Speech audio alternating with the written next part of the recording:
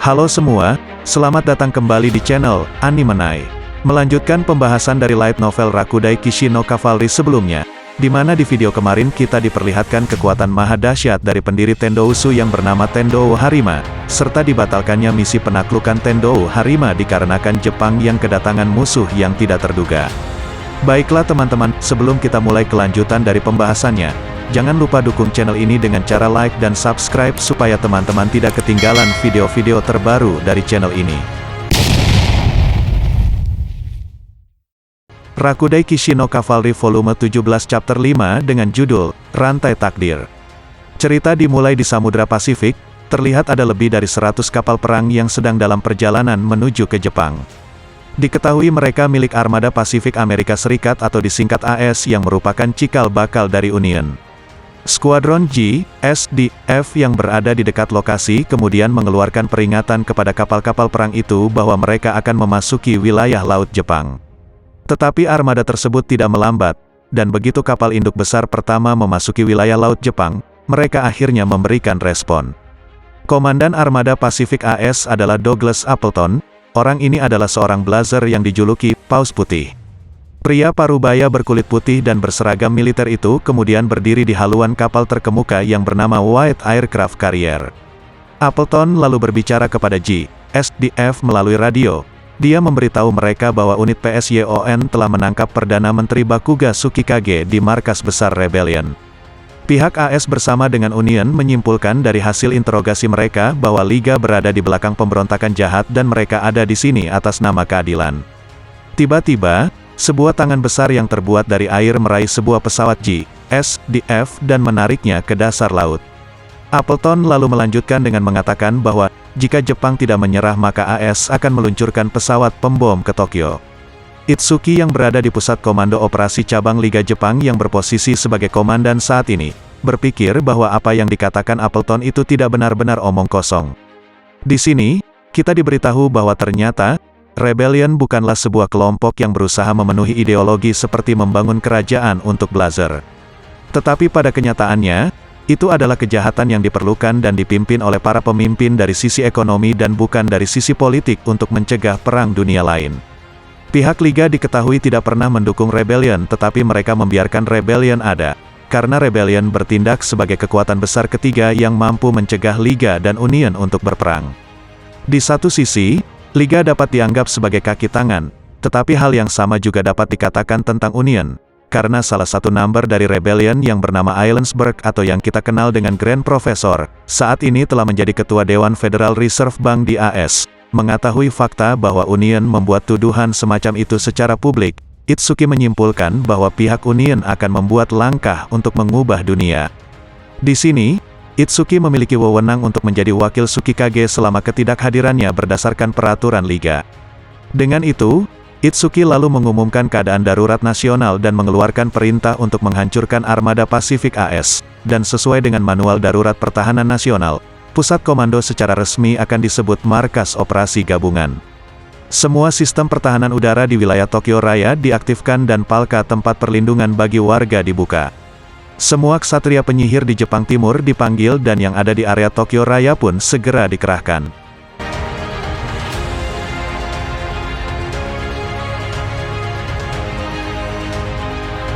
Setelah itu, Itsuki diingatkan oleh bawahannya bahwa Appleton adalah blazer peringkat A menurut standar Liga. Tokyo saat ini kekurangan Torajiro Nangou, Nene Saikyo dan Kurono, jadi tidak ada blazer yang bisa melawan Appleton. Dan oleh karena itu, Itsuki segera menghubungi Kurono yang sedang berada di rumah sakit di kota Miyazaki dan memberitahunya tentang apa yang terjadi. Kurono yang berada di kamar rumah sakit bersama Toka diperintahkan oleh Itsuki untuk menghentikan operasi di Kyushu dan kembali ke Tokyo, sedangkan para ksatria yang tersisa di Kyushu akan membantu mengevakuasi para pengungsi ke Honshu dan Shikoku. Kurono lalu menyarankan bahwa dia akan kembali segera setelah Tendou dikalahkan tetapi Itsuki tidak setuju karena Kurono harus melakukan yang terbaik untuk mempertahankan ibu kota Jepang. Itsuki lalu menegaskan bahwa keputusan pemerintah adalah bahwa Kyushu akan ditinggalkan dan penaklukan Tendou akan diserahkan kepada regu bantuan yang dikirim oleh Liga. Di sini, alasan Itsuki memaksa Kurono dikarenakan Itsuki yang telah melihat masa depan Tokyo yang terbakar melalui kemampuan dari perangkat Tsukikage sebelumnya, Hal itu membuat Kurono menurut karena di saat Tsukikage menunjukkannya Kurono juga berada di situ. Kurono akan menjadi satu-satunya yang pergi ke Tokyo sementara ksatria lainnya di Kyushu yang dipimpin oleh Kaida akan membantu mengevakuasi orang-orang. Toka melakukan protes pada awalnya, tetapi dia tahu bahwa mempertahankan ibu kota adalah prioritas utama negara. Di sisi lain, Kanata kemudian menghubungi ayahnya untuk membantu mereka mengumpulkan perahu dan kapal sebanyak mungkin untuk evakuasi. Kurono juga memerintahkan Toka untuk beristirahat hari ini dan membantu evakuasi besok karena kekuatannya akan dibutuhkan untuk melawan pasukan AS nanti. Kurono berjanji bahwa dalam 2 hari dia akan menenggelamkan armada Pasifik AS dan kembali ke Kyushu. Setelah Kurono meninggalkan ruangan, Toka memegang lututnya dan meneteskan air mata seperti yang ditunjukkan dalam foto. Toka sedih karena dia merasa dia perlu melawan Tendou menggantikan Kurono, tapi Toka tidak bisa mengatakannya karena dia telah merasa senang sebelumnya ketika diberitahu bahwa dia tidak harus melawan Tendou lagi. Melihat keadaan Toka, Kanata berpikir bahwa seseorang perlu menjaga Toka saat dia dalam keadaan tertekan.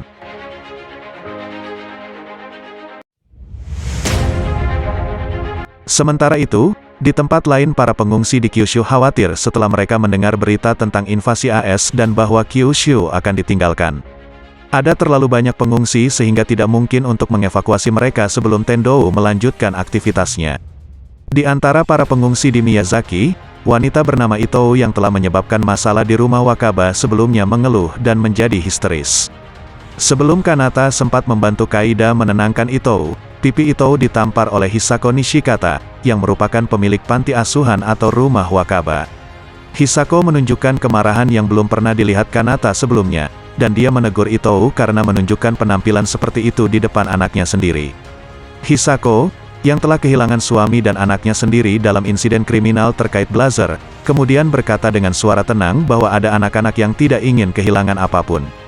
Hisako telah kehilangan segalanya, tetapi dia tidak akan menyesali hidupnya jika itu demi keluarga baru yang berharga yang dia miliki sekarang dan memberitahu Itou untuk melakukan hal yang sama.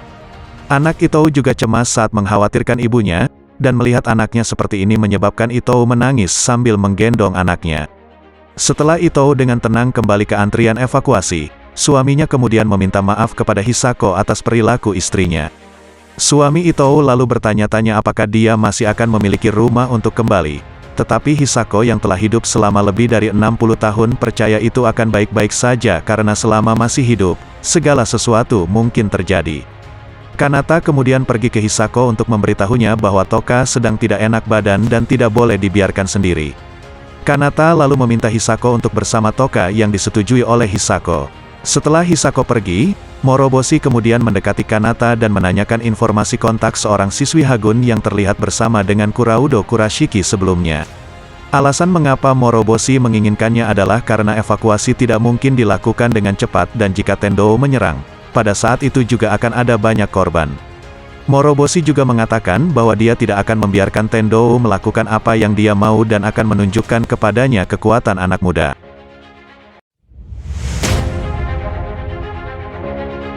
Di sisi lain, Toka yang berada di kamar rumah sakitnya berpikir bahwa mengevakuasi semua orang sebelum Tendou menyerang lagi itu tidak mungkin dan merasa sengsara karena terlalu lemah untuk melakukan apapun. Tiba-tiba, Tendou muncul dan mengatakan bahwa itu tidak benar. Melihatnya membuat tubuh Toka gemetar dan sulit bernapas. Tendou juga mendekat dan dengan lembut membelai pipi Toka yang membuatnya takut sampai-sampai tubuhnya menjadi dingin, gemetaran dan meneteskan air mata seperti yang terlihat pada gambar.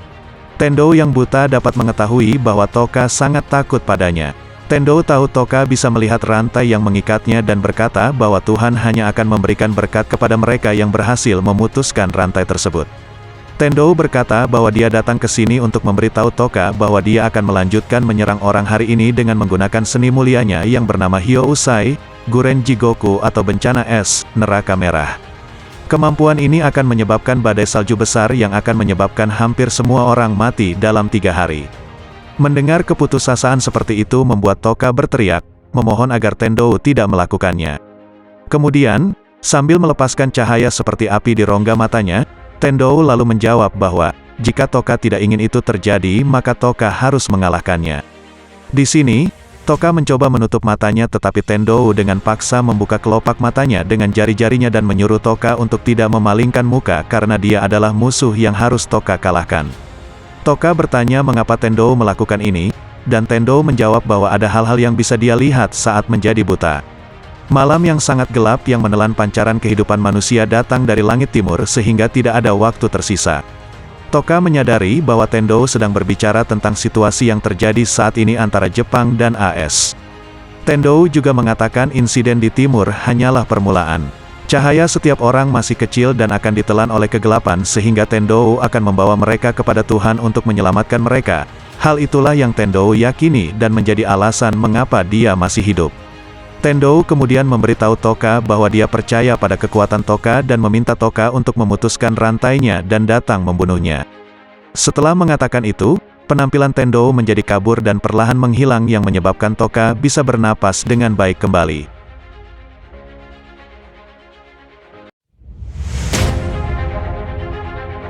Setelah itu, Toka kemudian merasa dingin dan menyadari suhu di luar telah turun. Ada juga siaran suara yang mengatakan Badan Meteorologi Jepang baru saja melaporkan bahwa perubahan cuaca telah terjadi di kota Fukuoka. Toka lalu mengingat perkataan Tendou yang berkata bahwa hampir semua orang akan mati dalam 3 hari, dan tidak mungkin bagi Kurono untuk kembali ke sini sebelum itu karena dia sedang melawan pasukan AS dengan kekuatan yang besar.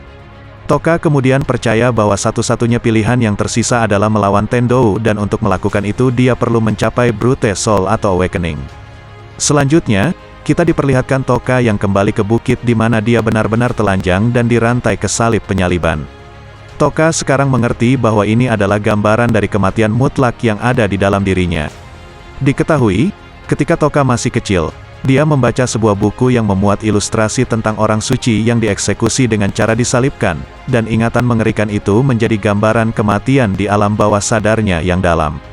Toka percaya ini semua adalah ilusi yang mewakili pikirannya yang ragu-ragu untuk menantang kematiannya yang ditakdirkan. Jadi jika dia mengatasinya dia akan mencapai Brute Soul atau Awakening. Toka kemudian ditikam oleh beberapa ilusi Tendou dan dia mencoba meyakinkan dirinya sendiri bahwa itu tidak sakit karena semuanya adalah ilusi. Toka berpikir bahwa dia tidak bisa mati dalam ilusi ini sehingga dia bisa mengulanginya berkali-kali sampai dia memutuskan rantai yang menahannya. Baiklah teman-teman, sepertinya sampai di sini dulu pembahasan kita kali ini. Kalau ada kesalahan dalam pembahasannya bisa komen aja di kolom komentar di bawah. Terima kasih udah nonton videonya sampai selesai. Jangan lupa subscribe dan like videonya kalau suka dan dislike aja kalau enggak suka enggak apa-apa. Nantikan kelanjutannya di video-video selanjutnya. Terima kasih.